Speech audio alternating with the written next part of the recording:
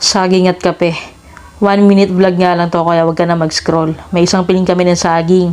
Tapos pinagawa-walay ko.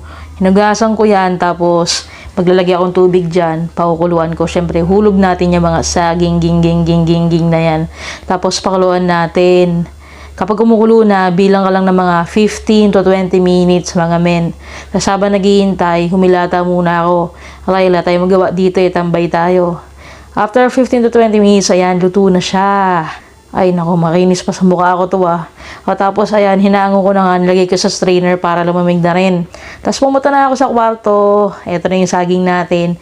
Nanonood tayong gay drama, Mr. Queen sa may Netflix, try nyo. Lap trip yan. Tapos ito yung kaping mapait pa sa buhay mo. Tinikman ko na nga. Tapos yung saging ang hirap balatan kasi mainit. Tapos syempre, kinagat-kagat ko na nga yan habang nanonood ako ng Netflix. Wala, ito lang po yung buhay ng tambay na taga-Bataan. Bye-bye.